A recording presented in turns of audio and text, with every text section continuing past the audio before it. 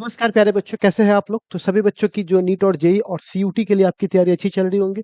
तो प्यारे बच्चों, ये जो कोर्स है वो टारगेट फिजिक्स कोर्स है, जिसके अंतर्गत हम लोग चर्चा करते हैं, हम लोग बात करते हैं किस टॉपिक के बारे में। तो हम लोग बात कर रहे होते हैं कि फिजिक्स को कैसे हम लोग जो एक्स्ट्रा फालतू की चीजें फाउंडेशन कोर्सेज में पढ़ते हैं, डेफिनेशन याद करना, बाकी चीजें, उस सब को हटाकर प्योर अगर हम एंट्रेंस एग्जाम निकालना चाहते हैं तो उसके लिए हमारा अप्रोच क्या होना चाहिए। तो बहुत सिंपली आप थ्योरी पढ़िए, न्यूमेरिकल्स बनाइए नीट जेईई के, खुद जाके प्रैक्टिस कीजिए, बस इतना ही करना है। इसी के लिए मैं इसको बहुत ही सिंपलीफाई वर्ड में आपको समझाने के लिए आपके सामने आता हूँ। तो चलिए प्यारे बच्चों, इसी क्रम में हम लोग पढ़ रहे थे चैप्टर नंबर 2, जिसका नाम था मोशन इन स्ट्रेट लाइन। इसके अंतर्गत हम लोगों ने लेक्चर 1 में स्पीड, वेलोसिटी, एक्सेलरेशन और हाँ, और डिस्टेंस डिस्प्लेसमेंट, इसकी चर्चा हम लोग कर चुके थे। उस पे नीट जेईई में जो क्वेश्चन थे वो भी हम लोगों ने देख लिए 2 लेक्चर में। तीसरे लेक्चर में आज हम लोग चर्चा करने वाले हैं ग्राफ का। जी हाँ, आज हम लोग प्योर बात करने वाले हैं ग्राफ का। ग्राफ एक ऐसा सेक्टर है जिससे क्वेश्चन नीट जेईई सीयूटी वगैरह में क्वेश्चंस आते हैं। तो मैं ग्राफ के साथ कुछ और ऐड नहीं करूंगा, क्योंकि मैं सोच रहा था कि ग्राफ के साथ मैं काइनेमेटिक्स इक्वेशन को ऐड कर दूं, बट मेरे ख्याल से उसे अलग रहने दिया जाए। ग्राफ एक पूरा पोर्शन है, इसको हम लोग देख लेते हैं आज। फिर हम लोग क्या करेंगे अगले लेक्चर्स में, मोशन इन सॉरी अगले लेक्चर में तो हम लोग न्यूमेरिकल देखने वाले हैं। इस पर नीट और जेईई में जो क्वेश्चन आया हुआ है वो न्यूमेरिकल देखेंगे, और उसके अगले लेक्चर में हम लोग देखने वाले हैं काइनेमेटिक्स इक्वेशन, और उसके बाद हम लोग देखेंगे मोशन अंडर ग्रेविटी। ये दो को हम लोग एक साथ रखेंगे। तो 2 लेक्चर वो, एक थ्योरी एक न्यूमेरिकल, एक थ्योरी एक न्यूमेरिकल, और फिर एक थ्योरी एक न्यूमेरिकल, मतलब 6 लेक्चर में आपका ये क्या हो जाएगा, खत्म हो जाएगा। रिलेटिव वेलोसिटी आगे देखेंगे, ठीक है। तो चलिए प्यारे बच्चों, इसमें हम लोग क्या कर रहे हैं, सबसे पहली बात ग्राफ की चर्चा करेंगे। तो हम लोग यहाँ पे कौन सी ग्राफ की बात करेंगे, देखिएगा। तो हम लोग यहाँ पे ग्राफ की बात कर रहे हैं। ग्राफ के अंदर 2 टाइप्स की ग्राफ की बात करेंगे, ठीक है। कौन से 2 टाइप्स का? तो एक को बोलेंगे पोजीशन टाइम ग्राफ, ठीक है। एक को क्या बोलेंगे, पोजीशन टाइम ग्राफ, ठीक है प्यारे बच्चों। और दूसरे को हम लोग बोलेंगे velocity time graph, velocity time graph. हम लोग इस 2 ग्राफ के बारे में आपसे बात करने वाले हैं। पर फिर क्वेश्चन आता है, यही 2 ग्राफ आपने क्यों चुना? देखिए, इसके पीछे कारण है। पोजीशन टाइम ग्राफ आपको आइडिया देगा, अगर आप इस पे निकालिएगा तो वो किसके बारे में आइडिया देगा, वेलोसिटी के बारे में, ठीक है। वेलोसिटी और स्पीड स्ट्रेट लाइन में सेम होता है, ठीक। अगर आप वेलोसिटी टाइम देखिएगा तो ये आपको आइडिया देगा एक्सेलरेशन के बारे में। कहिएगा, आप आगे जाकर पढ़िएगा तो ये डिस्टेंस के बारे में भी देता है, बट अभी मैं बेसिक आपको बताऊं तो ये वेलोसिटी टाइम आपको आइडिया देता है किसके बारे में, एक्सेलरेशन के बारे में, ठीक है। तो आपने यहाँ से पोजीशन मतलब डिस्टेंस डिस्प्लेसमेंट, तो आपने पोजीशन की भी चर्चा कर ली, आपने टाइम की भी चर्चा कर ली, आपने इसकी मदद से वेलोसिटी की भी चर्चा कर ली, और उसकी मदद से आपने एक्सेलरेशन की भी चर्चा कर दी। और यही 5 क्वांटिटी तो हमारे यहाँ पर वेरिएबल होते हैं, इसमें से कोई आपको कुछ वेरिएबल मिलेगा। तो एक तरह से आपने सारे काइनेमेटिक्स वेरिएबल की चर्चा यहाँ पर कर ली। तो ये ग्राफ आपको एक तरीका देगा कि आप क्या कर सकते हो, ग्राफ की मदद से जो चीजें हैं, जो डेटा है, उसको आप बड़ी आसानी से क्या कर सकते हो, पिक कर सकते हो, और उस डेटा का इस्तेमाल करके आप जो न्यूमेरिकल चाहे उस न्यूमेरिकल को सॉल्व कर सकते हो। तो कई बार सवाल हमें लिखा हुआ मिलेगा, और कई बार सवाल ना लिखकर हमें तो वो रेखाओं में बताएगा कि ऐसे ऐसे ये जा रहा है, तो बताओ इसमें क्या क्या क्या चीज कैसे कैसे हुआ। तो वहां पर भी काम चलता है। जैसे आप लोग देखो, कई बार आप लोग क्रिकेट देखते हो तो क्रिकेट रन में भी दिया रहता है, 25 रन, 30 रन, 35 रन, और कई बार आपको ग्राफ बना के दे देगा इस तरह से। तो पता चलता है अच्छा, इस ओवर में इतना लगा था, फिर नीचे गया, फिर ऊपर गया। तो इस तरह से ही बताया जा सकता है। तो ग्राफ, अगर आपको ग्राफ समझ में आ गया तो वो एक एक्सपर्ट के लिए बहुत अच्छी चीजें होती है, जिसको बहुत अच्छा से, मतलब दूर से भी देख के पकड़ सकता है कि कैसे कैसे क्या हुआ है। लेकिन लिखने में काफी ज्यादा आपको चीजें कॉम्प्लेक्स हो सकती है। इसी के लिए सिंपल फॉर्म के लिए हम लोग किसका इस्तेमाल करते हैं, ग्राफ। लेकिन पहली बार देखिएगा तो आपको ये कॉम्प्लेक्स लगेगा, लेकिन एक बार जब आप इसके छोटी मोटी चीजों को समझ जाइएगा तो उसके बाद आपको ये बहुत ज्यादा सिंपल लगने वाला है, ठीक है। तो चलिए, सबसे पहले हम लोग चर्चा करते हैं किस ग्राफ के बारे में। तो हम लोग बात करते हैं पोजीशन टाइम ग्राफ के बारे में, ठीक है। तो चलिए, हमारा जो पहला ग्राफ होगा, फर्स्ट ग्राफ, जिसको हम लोग बोलेंगे पोजीशन टाइम ग्राफ, ठीक है। अब पोजीशन टाइम ग्राफ क्या होता है? तो पोजीशन टाइम ग्राफ कहता है मेरा एक एक्सिस पोजीशन को दिखाएगा, ठीक है, और दूसरा एक्सिस किसको दिखाएगा, टाइम को, ठीक है। मेरा एक एक्सिस पोजीशन को दिखाएगा, दूसरा एक्सिस को दिखाएगा टाइम को, और इस पे जो तुम ग्राफ खींचोगे यह ग्राफ आपको क्या देगा, वेलोसिटी देगा। ठीक है, यही सिंपली बात ये आपसे कहता है। ठीक है, तो कहिएगा 1 मिनट सर, ये जो वेलोसिटी दे रहा है तो ये कैसे, तो आप एक बात बताओ, ये पोजीशन है और ये क्या हुआ, टाइम, और ये थीटा। ठीक, तो अगर हम tan थीटा निकालते हैं तो tan थीटा बराबर क्या आएगा, पोजीशन बट्टे टाइम। तो पोजीशन मतलब s और टाइम मतलब t। पोजीशन बट्टे टाइम को हम लोग वेलोसिटी बोलते हैं। तो अगर आप क्या निकाल दोगे, tan थीटा निकाल दोगे किस पर, इस ग्राफ पर, तो आपको क्या मिल जाएगा, वेलोसिटी मिल जाएगा। ठीक है, तो अगर आपसे कोई पूछता है कि भैया वेलोसिटी अगर हम पोजीशन टाइम ग्राफ पे निकालना चाहते हैं तो कैसे निकालोगे, तो आप सिंपली कह सकते हो कि अगर आपने क्या निकाल दिया, स्लोप निकाल दिया, tan थीटा को स्लोप कहते हैं। अगर ये मेन क्लास होता तो मैं आपको बताता स्लोप ही क्यों होता है, ये सारी चीजें क्या है, बट वो मेन क्लासेस में होता है, वो थ्योरेटिकल पोर्शन है, उसको आप लोग हटाइए। मैं इतना आपको समझना है कि हाँ भैया पोजीशन टाइम पे tan थीटा को हम लोग स्लोप मतलब कितना झुका हुआ है, तो जो स्लोप होता है, स्लोप ऑन कौन से ग्राफ पर, पोजीशन टाइम st ग्राफ पर, यह आपको क्या दे रहा है बउआ, वेलोसिटी दे रहा है। ठीक है, इतनी कहानी आपको समझ में आ जानी चाहिए। तो अगर मैं आपसे बोलता हूँ कि बताओ तो एक यहाँ पे ग्राफ है, टाइम है, पोजीशन है, 30 डिग्री झुका हुआ है। कितना डिग्री, 30 डिग्री। तो बताइए इसकी वेलोसिटी कितना होगा, तो आप तुरंत बोलिएगा वेलोसिटी बराबर 30 डिग्री, और 30 का मान कितना होता है, तो 1/√3 हमारा आंसर आ गया, मीटर पर सेकेंड, अगर ये दिया होगा इसमें तो। हो गया, बस इतना ही सिंपल हमें समझना है। अब हमें क्या करना है, रीड करना है। देखो आप कहिएगा सर इतना सिंपल आता है क्या, मैं और जगह वीडियोस देखता हूँ तो कितने भारी भारी सवाल लाके यहाँ पे लगाते हैं। भाई मैं अभी आपका बेस तैयार कर रहा हूँ, तो मैं इस पे क्यों ऐसा करूंगा कि एंगल यहाँ से दूंगा यहाँ से दूंगा। पहले एक बार आप शांत होकर मेरे जितने भी कॉन्सेप्ट है उसको आप सलीके से पहले माइंड में स्टेप बाय स्टेप पहले आप प्लॉट कर लीजिए, वो आपका फंडामेंटल एक बार क्लियर हो जाए, दैट्स आफ्टर मैं जस्ट एक दिन के बाद यानी कल की क्लास में आकर नीट जेईई क्वेश्चन तो करवाता ही हूँ, इसमें यहाँ घुसा कर इसको कॉम्प्लेक्स बनाने की जरूरत नहीं है। पढ़ाई इतनी ही सिंपल है। ठीक है, अगर आप बोर्ड एग्जाम्स के लिए पढ़ रहे हो तो इतना काफी है, और थोड़ा सा और आगे बढ़ जाइएगा तो फिर आपका नीट जेईई हो जाएगा। बस ये अंतर मैं आपको दिखा रहा हूँ कि नीट जेईई बोर्ड से अलग नहीं है, यही है, बस अगली क्लास वाले चीजों को ऐड कर दो तो नीट जेईई, हटा दो तो बोर्ड हो जाएगा, सिंपल है। तो बउआ मैं यहाँ पर क्या कर रहा हूँ, स्लोप की बात कर रहा हूँ। तो कुछ ग्राफ जो है मैं इसको खींच कर आपको दिखाना चाहता हूँ। तो सबसे पहला ग्राफ जो है वो ऐसा है, टाइम है, पोजीशन है, एस है। ठीक, और ये ग्राफ ऐसा आ गया, दूसरे कलर से खींच देता हूँ, ये ग्राफ ऐसा हो गया। ठीक है, तो ये ग्राफ आपसे क्या कहना चाहता है, तो ध्यान से देखिए, जो एंगल होता है वो एंगल यहां से बनता है। ठीक है, पहले ऐसा सोया हुआ 90, 60, 30, 0। तो मैं जो एंगल है यहाँ पे क्या कर रहा हूँ, एंगल्स को इस तरह से मैं ऐसे कर रहा हूँ। तो जब मैं एंगल को यहाँ से, ठीक है, एंगल को मैं यहाँ से क्या कर रहा हूँ, इस तरह से चेंज कर रहा हूँ, तो आपको आई थिंक समझ में आ जाना चाहिए कि एंगल यहाँ से हॉरिजेंटल से माप आता है, और ये खुद हॉरिजेंटल के सामने है, थोड़ा भी उठा हुआ नहीं है। तो आप कह सकते हो कि इसके बीच का एंगल 0 डिग्री है, और जब थीटा बराबर 0 डिग्री है तो इसकी वेलोसिटी कितनी होगी, तो मैं तो आपको पहले ही बता चुका हूँ कि इसकी जो वेलोसिटी मापी जाती है वो tan थीटा से मापी जाती है। तो जब tan ही 0 डिग्री है तो बताइए इसकी वेलोसिटी कितनी होगी, 0। और वेलोसिटी 0 होने का मतलब हुआ कि यह वस्तु रुका हुआ है, मतलब वेलोसिटी 0 है मतलब कि वस्तु चल नहीं रहा है। तो इसका क्या मतलब होता है कि जैसे मैं यहाँ पे चल के आ गया, मेरी डिस्प्लेसमेंट यहाँ आ गई, टाइम बढ़ रहा है लेकिन डिस्प्लेसमेंट ना ऊपर हो रहा है नीचे हो रहा है, मतलब ना हम आगे जा रहे हैं ना पीछे जा रहे हैं, मतलब हम किस कंडीशन में रुके हुए हैं, लेकिन टाइम तो कभी रुकने वाला है नहीं। तो ये जो आपका ग्राफ है वो किसको दिखाता है, रेस्ट को। ठीक है, किसको दिखाता है, रेस्ट को। चलिए, तुम लोगों ने पहला ग्राफ देख लिया, अब दूसरे ग्राफ की बात करता हूँ। दूसरा ग्राफ, तो दूसरा ग्राफ भी इस तरह से है, टाइम, डिस्प्लेसमेंट, और ये ग्राफ देखिए। ठीक है, अब आप ध्यान से देखिएगा तो इस ग्राफ का एंगल 90 डिग्री है ना। तो थीटा बराबर कितना डिग्री प्यारे बच्चों, तो थीटा बराबर हमारे पास आ जाएगा 90 डिग्री। अब 90 डिग्री का मतलब हुआ कि वेलोसिटी 1090, और 1090 का मतलब होता है इन्फिनिटी। ठीक है, तो इसका मतलब ये हुआ कि डिस्प्लेसमेंट बहुत तय कर लिया लेकिन टाइम में थोड़ा भी परिवर्तन नहीं आया, टाइम अपनी जगह पे फिक्स है।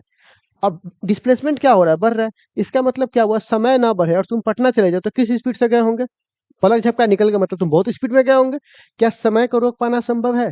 नहीं है। तो इसका मतलब ये जो ग्राफ है वो प्रैक्टिकली सही नहीं है। ठीक है, तो ऐसा ग्राफ रहेगा तो समझिए इसमें आपने समय को रोक दिया, और समय का रोकना संभव नहीं है, हमको छोड़िए कोई नहीं रोक सकता उसको, इसीलिए आप कह सकते हो कि यह ग्राफ संभव नहीं है। ठीक है प्यारे बच्चों, चलिए नेक्स्ट। आप तीसरा ग्राफ में हम ऐसा देख रहे हैं, टाइम, डिस्प्लेसमेंट और ये ग्राफ है। ठीक है, अब देखो इसमें एंगल थीटा है। अब देखो इसमें क्या हो रहा है कि जो एंगल है वो जो थीटा है वो 90 से क्या है, छोटा है। 90 से क्या है, छोटा है। अब 90 से छोटा है तो वेलोसिटी कितना होगा, तो वेलोसिटी होगा 1090, सॉरी 1090 बोले 10 थीटा। और 10 थीटा की वैल्यू कुछ होती है तो वेलोसिटी हमेशा क्या मिलेगा आपको, पॉजिटिव मिलेगा। मतलब वेलोसिटी आपको जो डिस्प्लेसमेंट है वो डिस्प्लेसमेंट हमेशा बढ़ते रहेगा। वेलोसिटी पॉजिटिव का मतलब क्या हुआ, तुम्हारी डिस्प्लेसमेंट हर समय क्या हो रही है, बढ़ रही है। तुम्हारे मोटरसाइकिल से कहीं जा रहे होंगे तो जाते ही रहे होंगे, वहां पर बढ़ रही होंगी आपकी डिस्प्लेसमेंट। पहले 5 मीटर होगा, फिर 10, फिर 15, फिर 20, ये प्रक्रिया होगी। अच्छा एक बात और, आप स्ट्रेट लाइन है तो सब जगह एंगल बराबर होगा कि नहीं होगा बताइए। अब जब सब जगह एंगल बराबर है और सब जगह जब थीटा बराबर है तो वेलोसिटी भी सब जगह बराबर होगा। तो यहाँ पे बोल सकते हैं कि वेलोसिटी भी सब जगह क्या है होगा, बराबर है। तो बोल सकते हैं कि इसका वेलोसिटी क्या है, कांस्टेंट। इसीलिए मैं आपसे कहता हूं कि जब भी ग्राफ स्ट्रेट लाइन हो तो समझिएगा कि उसका जो जो भी चीज वो लेके आ रहा है वो चीज आपको क्या मिलेगा, कांस्टेंट। ठीक है, इसीलिए रेसिस्टेंस का भी ग्राफ आपको ऐसा ही मिला होगा, भी और आई पर स्ट्रेट लाइन। ठीक है, तो स्ट्रेट लाइन का मतलब ही कैसा मिला आपको, कांस्टेंट। ठीक है, तो आई थिंक आप लोगों ने तीसरे ग्राफ को समझ लिया। अब चौथे ग्राफ पे चलिए। तो चौथा ग्राफ आपको ऐसा मिल सकता है।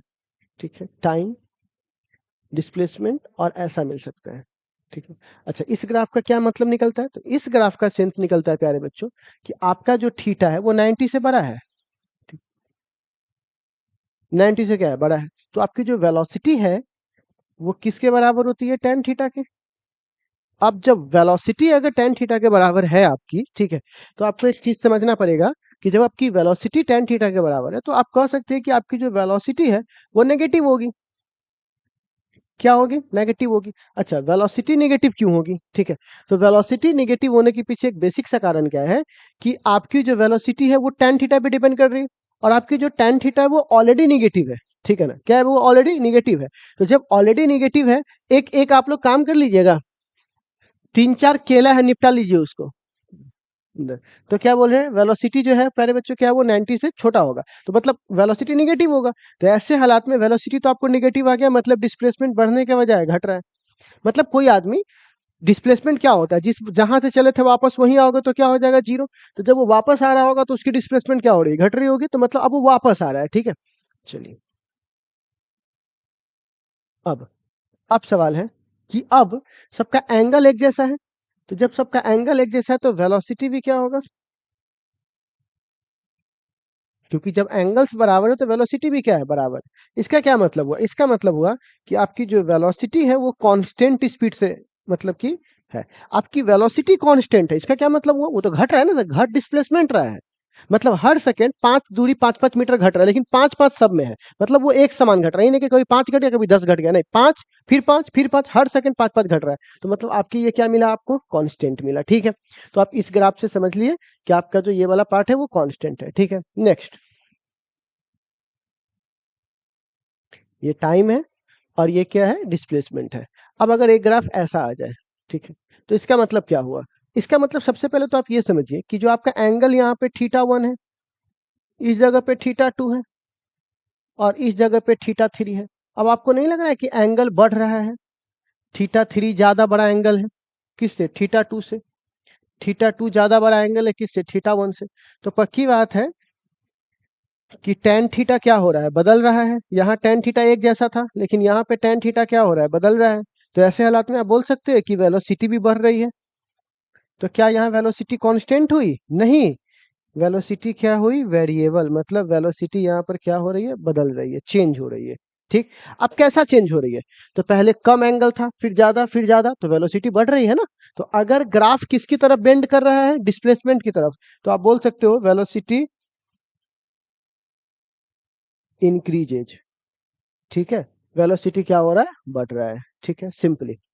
अब सवाल है पांचवा के बाद छठा।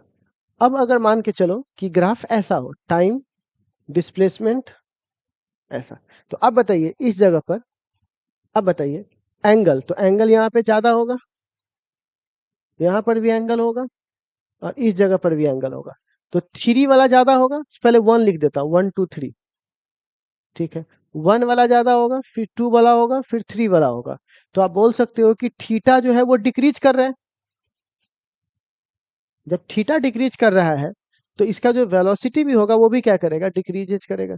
तो आप बताइए वेलोसिटी कांस्टेंट है क्या, नहीं, बल्कि क्या है बउआ, वेरिएबल, ठीक है। तो आई थिंक इतना ग्राफ से आपको समझ में आ गया होगा कि हम ग्राफ्स को असेंबल कैसे करेंगे, ठीक है प्यारे बच्चों।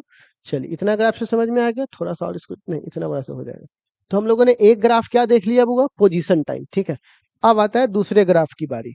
तो दूसरे ग्राफ को हम लोग बोलते हैं बच्चों,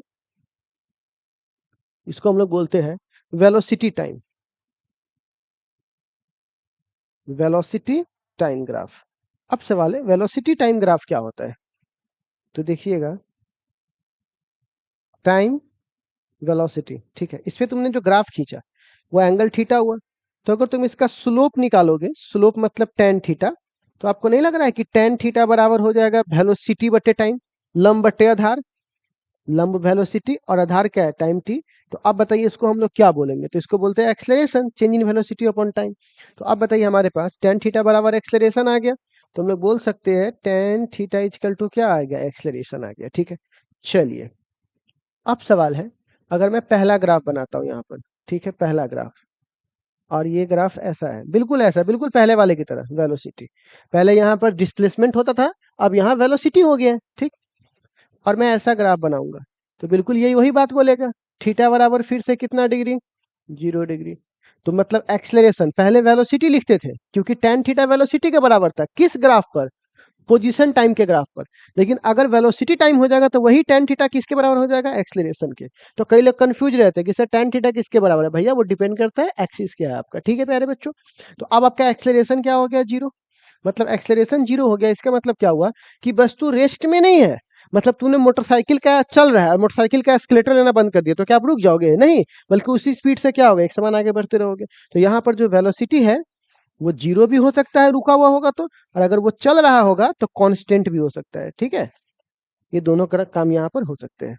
दूसरा ग्राफ, इसमें तो कोई संभावना ही नहीं है। क्यों, क्योंकि ये बोल रहा है समय रोक देंगे। जब समय रोक देंगे तो थीटा बराबर 90, तो ए बराबर अनंत, तो ये कभी भी संभव नहीं होगा, ठीक। अब अगला ग्राफ देखते हैं, तीसरा, बिल्कुल उसी तरह जो ऊपर लिखे वही नीचे होगा, ठीक है।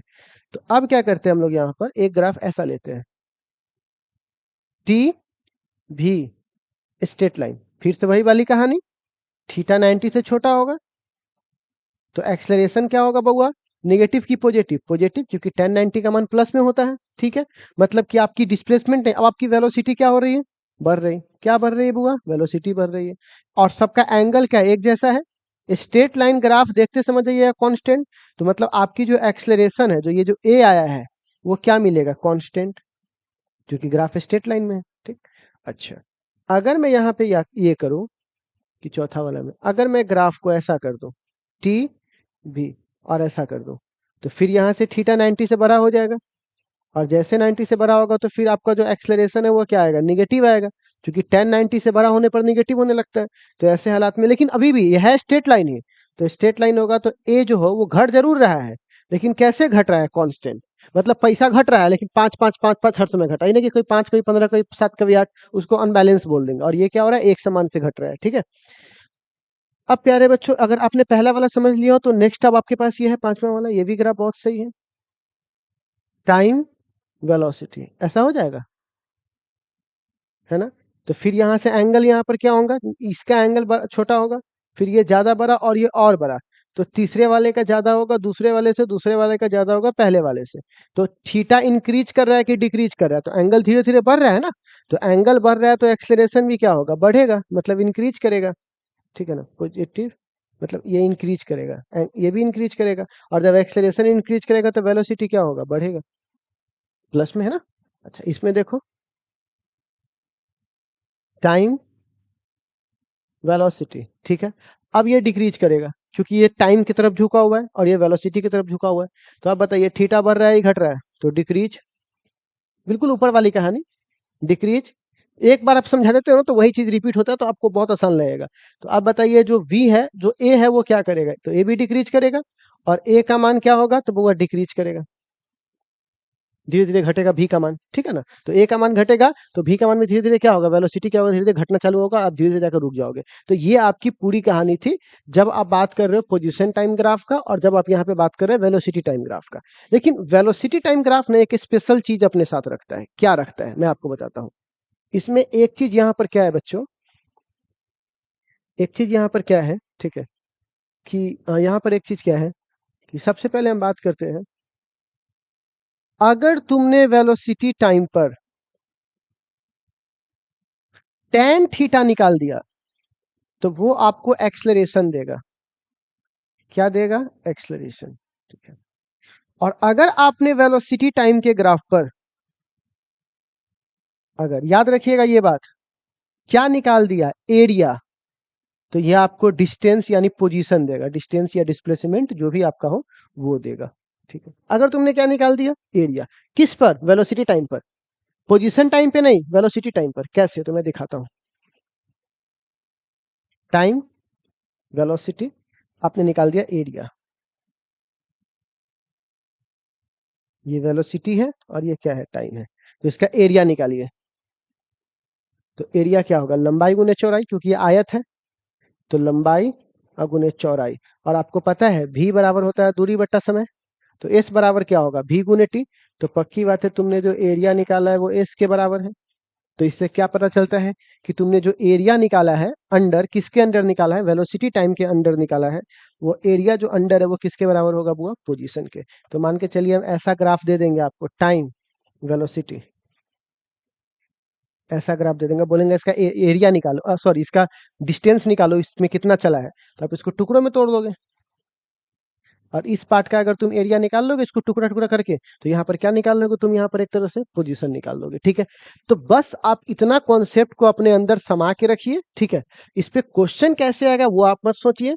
कल जब नीट और जेई का हम क्वेश्चन प्रैक्टिस करवाएंगे, और जब आपको डीपीपी देंगे बनाने के लिए, तो आप इसमें संपूर्ण नॉलेज के साथ आप डीपीपी को बना सकते हैं, ठीक है। आज का काम आपको इस पे क्वेश्चन कैसे आएगा वो नहीं सोचना है, बल्कि आज के काम में आपको ये सोचना है कि इस कॉन्सेप्ट को हम कैसे एब्जॉर्व करें। बस आप इस वीडियोज को एक बार हो सके 2 बार देखिए, और फिर इस पे क्वेश्चन की ओर चलते हैं, ठीक है ना। तो आज के लिए बस इतना ही, अगली मुलाकात होगी अगली क्लास में। तब तक बाय बाय, टेक केयर, सब लोग अपना ख्याल रखिए। और हाँ, डिस्क्रिप्शन में लिंक है, वहां जाकर के एप्लीकेशन पे इसको आप वहां पे वीडियो, सॉरी वीडियो बोल रहा हूँ, वीडियो भी देख सकते हैं और पीपीटी वगैरह भी डाउनलोड कर सकते हैं, ठीक है। तो वो काम कर लीजिएगा।